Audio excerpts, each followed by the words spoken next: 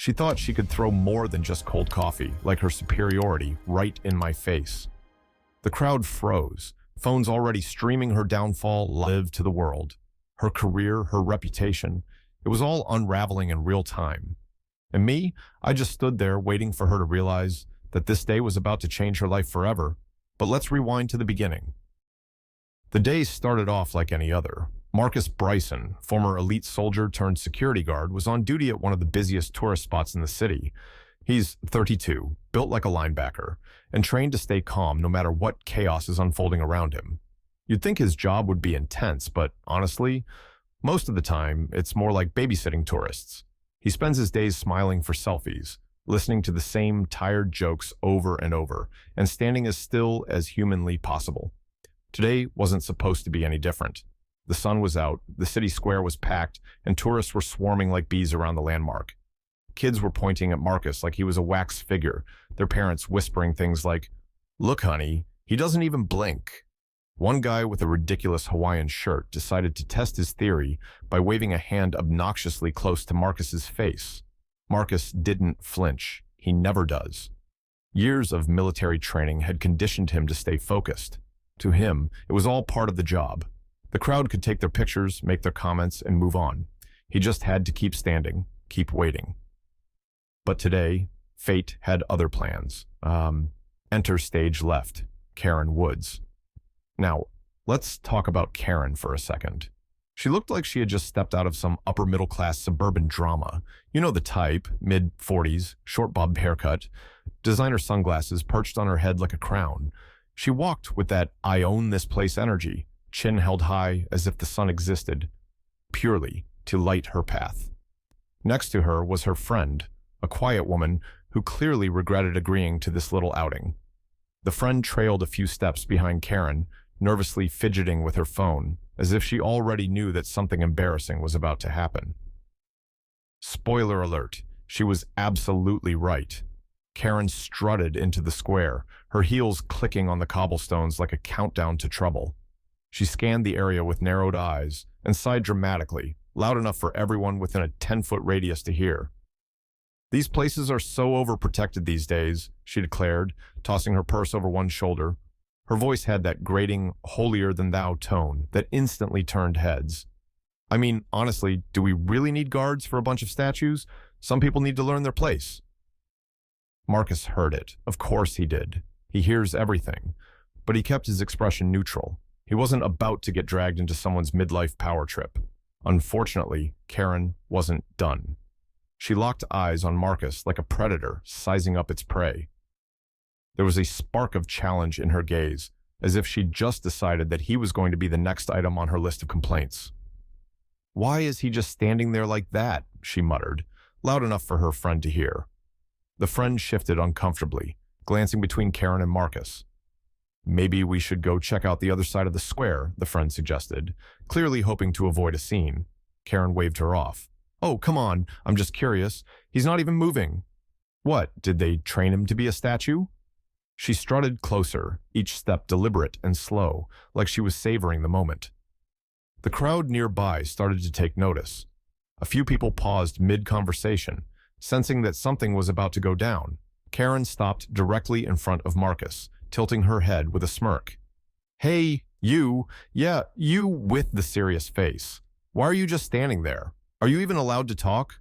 Or are you just here for decoration?" Marcus remained still, his eyes focused straight ahead. He'd been in war zones more stressful than this. He wasn't going to crack just because some suburban queen wanted attention. Karen's smirk faded slightly as she waited for a response that never came. Her friend tugged on her arm again, whispering, "Karen, let's just go. He's not going to say anything. Seriously, let's not do this." But Karen wasn't about to back down. This was personal now. She was going to get a reaction one way or another. She huffed and rolled her eyes, then rummaged through her purse with an exaggerated sigh. The crowd watched in growing curiosity. Phones were coming out of pockets. People were whispering. Karen finally pulled out a cup filled with some sort of iced drink. Maybe it was cold brew. Maybe it was just water. Either way, it didn't really matter, because what happened next would be talked about for days. Without warning, She splashed the liquid right into Marcus's face. For a moment, there was silence. The kind of silence where you can hear every leaf rustling and every distant footstep. The crowd collectively held its breath, and then Marcus did nothing. Absolutely nothing. No shock, no outrage. He just stood there, as calm and unbothered as ever, like someone had merely spilled a drop of rain on him. He wiped his face with a handkerchief he pulled from his pocket, then resumed his stoic posture. The crowd's shock quickly morphed into outrage. "Yo, did y'all see that? She just threw something at him," a young man yelled. "Is someone recording this? Please tell me you got that on camera," another person added. Several phones were already filming. The murmurs grew louder. People were pointing at Karen, their expressions a mix of disbelief and disgust. The friend beside her looked mortified, her face flushing red as she tried to pull Karen away. "Karen, we have to go. Now," she hissed under her breath. Karen's bravado crumbled as she noticed the dozens of phones pointed at her. She stumbled back a step, suddenly aware that her little stunt was being broadcast to the world in real time. It was just a joke," she stammered, her voice cracking. "I didn't mean anything by it." The crowd wasn't buying it. "Yeah, right. Let's see you explain that online," someone muttered, shaking their head. Karen's hands trembled as she tried to maintain her composure, but it was too late. Her actions were already immortalized in digital history. The crowd slowly parted as a security officer approached, summoned by one of the witnesses. Meanwhile, Marcus stood quietly, still unshaken. He didn't need to say anything. The look in his eyes said it all. You just made the biggest mistake of your day. As the officer reached them, Karen's fate was sealed. The crowd watched in anticipation, and Marcus remained as steady as ever. Today was definitely not going to be just another Tuesday. The moment the first drops of that drink hit Marcus's face, the energy in the square shifted like a storm rolling in.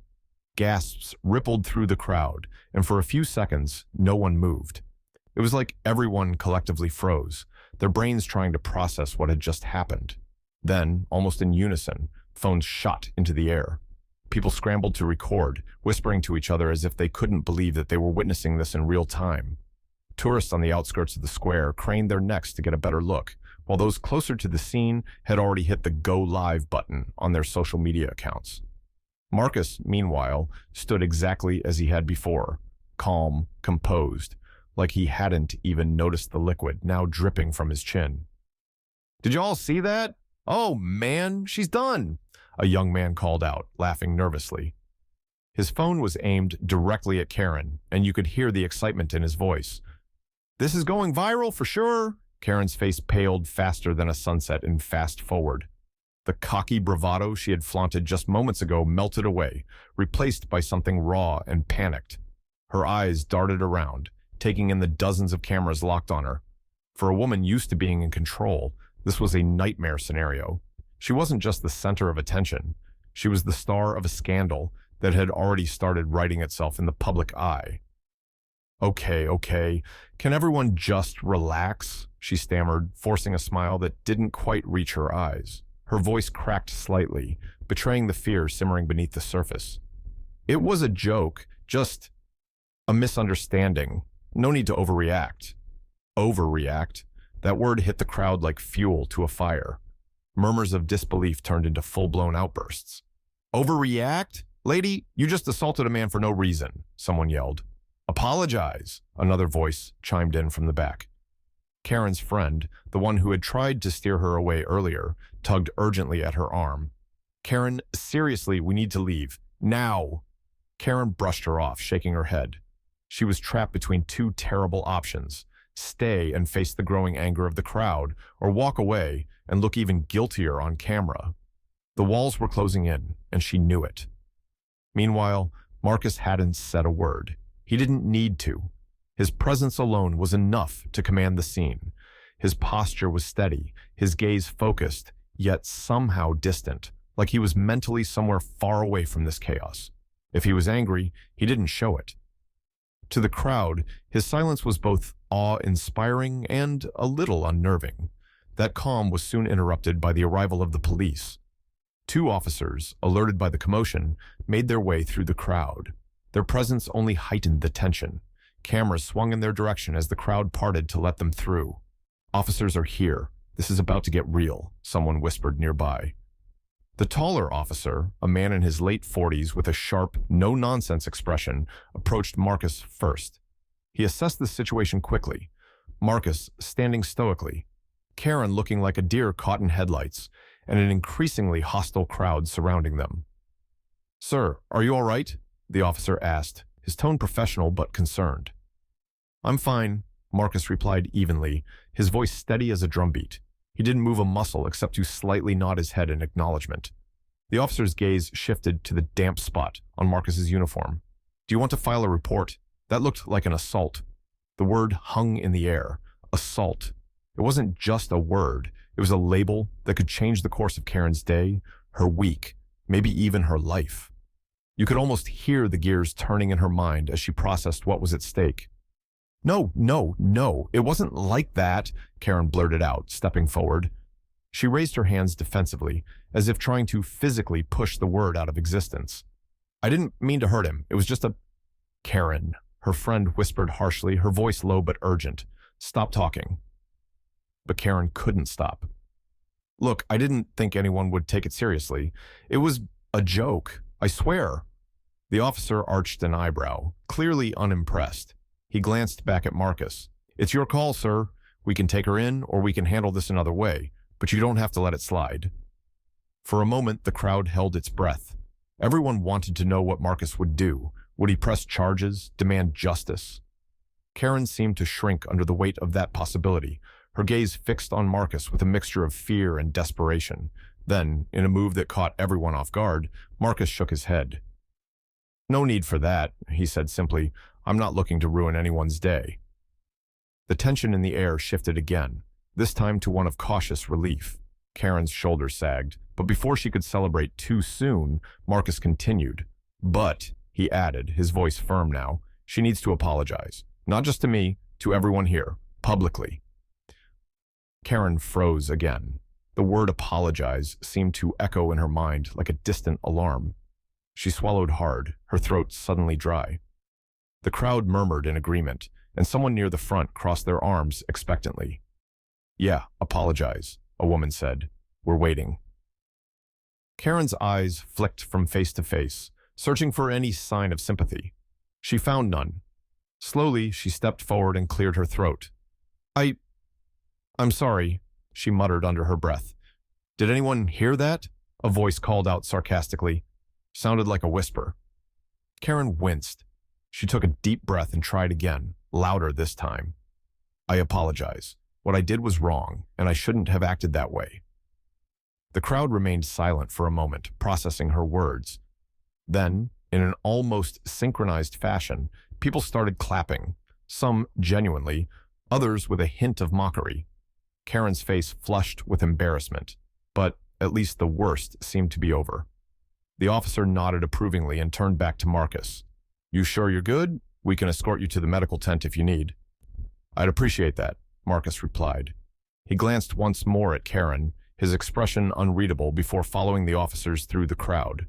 People parted to let him pass, offering quiet words of support as he walked by. "Man, he's a class act," someone whispered. "Yeah, handled that like a pro," another agreed. At the medical tent, Marcus sat down while a nurse checked him over. One of the officers struck up a conversation, clearly impressed by how Marcus had handled things. "Not many people would have kept their cool like that," the officer remarked, "especially after what she pulled." Marcus chuckled softly. "You learn to stay calm in the military. You see worse things out there. This was manageable." The officer nodded, his respect evident. "Well, you definitely set an example today." Marcus didn't say much after that. He didn't need to. His actions had spoken louder than words ever could. Meanwhile, back in the square, Karen's nightmare was far from over. Videos of the incident were already making the rounds online, and she knew it was only a matter of time before her name became a headline. For now, though, Marcus was content knowing he had done the right thing.